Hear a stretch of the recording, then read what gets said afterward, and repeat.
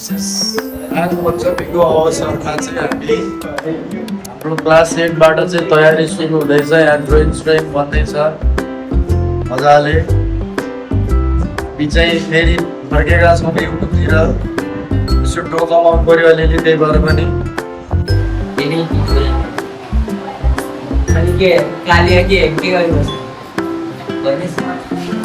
हाम्रा के अरे 8 क्लासका एकदमै मेहनती विद्यार्थीहरूले आज नाग पञ्चमीको तयारी गर्दैछन्। ड्रइङ बनाउन सिकाउने आइडिया चाहिँ मेरै हो। हामी चाहिँ यस्तो मेहनत गरेर पोस्टर सोस्टर चम्काउँदैछौँ। हाम्रो दादा म्यामले यहाँ टेप टाल्दै हुनुहुन्छ। धाउको त्यो टेप निकाल्नु भयो, अब टाल्दै हुनुहुन्छ।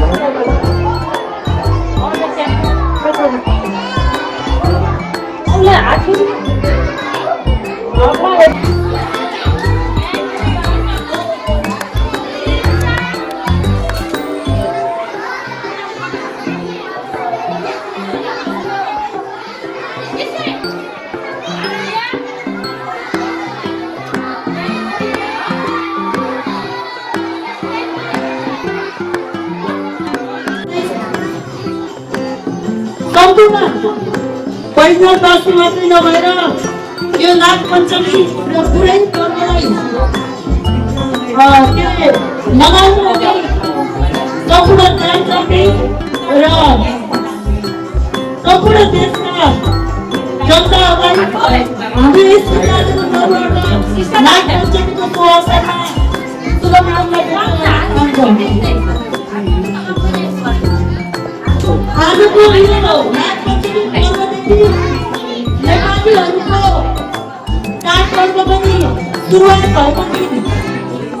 आजको दिनबाट हाम्रो प्राय गरेर वर्षभरिमा हुने पर्वहरूको सुरुवाती दिनहरूको अब महिनाहरूको पर्वहरू पर्छन्। हर्ष र उल्लासका साथमा सम्पूर्ण पर्वहरूलाई हामीले सुसंस्कृत हुँदै मनाउन पाऊँ। नाग भगवानले हामीलाई रक्षा गरौँ।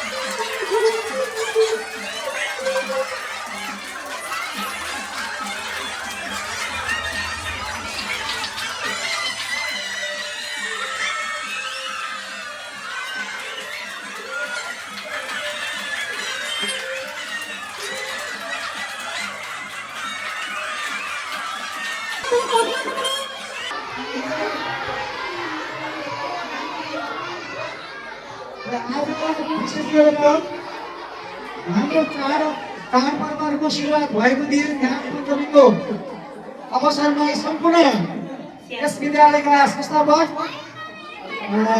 प्राध्यापक, विद्यार्थी भाइ बहिनी, शिक्षक सहयोगीबाट सम्पूर्णलाई मेरो व्यक्तिगत तर्फबाट र विद्यालयको तर्फबाट धेरै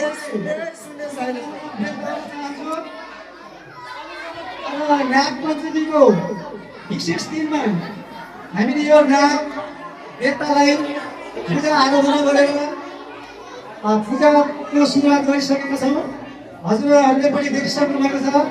नाग विशेष गरेर नागलाई किन पूजा गरिन्छ भन्ने विषयमा मलाई त्यति थाहा छैन, तर नागलाई हजुरको टिमले हामी गइरहेका छौँ नाग देवता हामीले नागलाई एउटा देवताको रूपमा सम्झिँदै गरेको पाइन्छ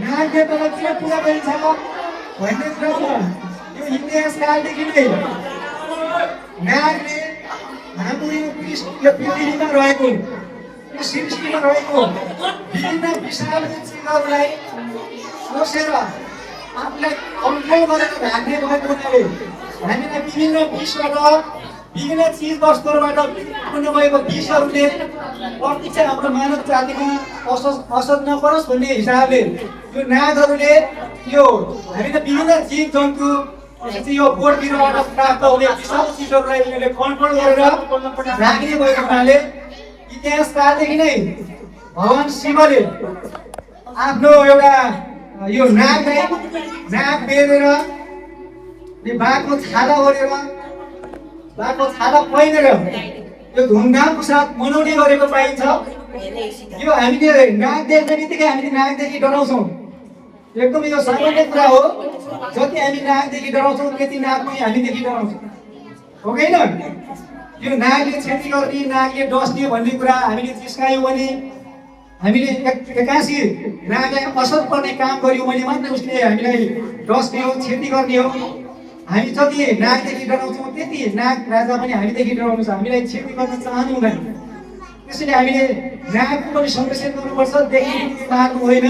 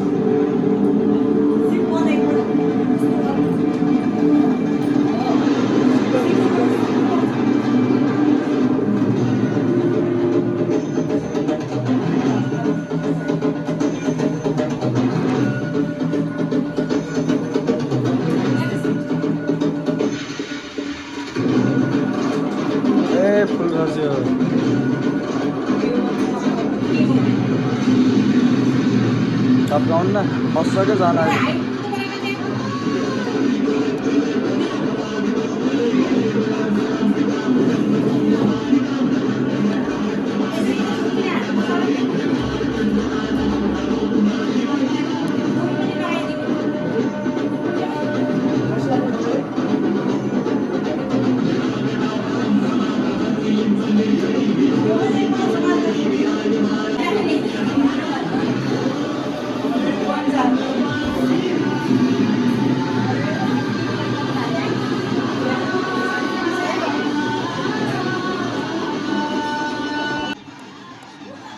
बच्चन सरले पूजा गर्दै हुनुहुन्छ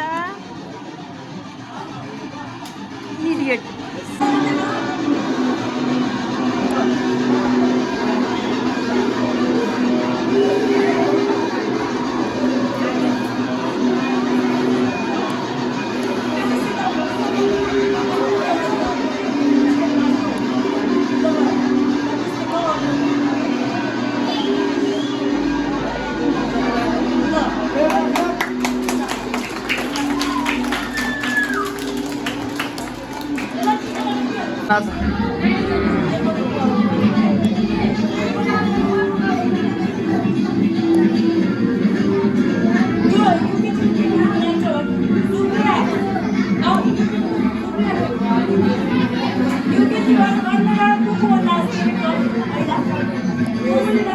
Thank you.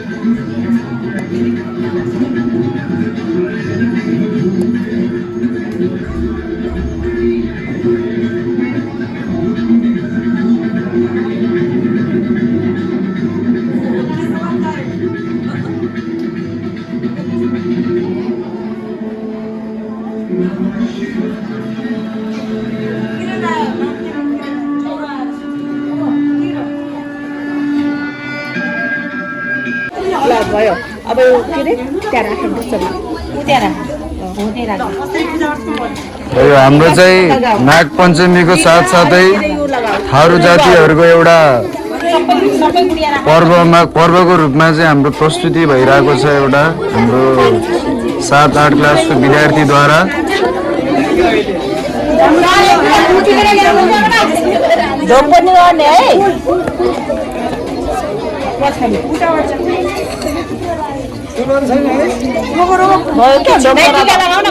राम्ररी लगाऊ न बिस्तारै लगाऊ पूजा पनि के पो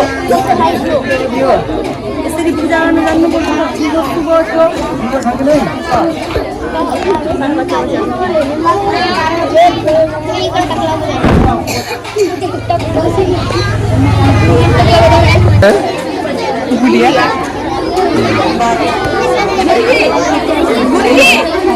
के भनिन्छ यिनीहरूलाई बुढी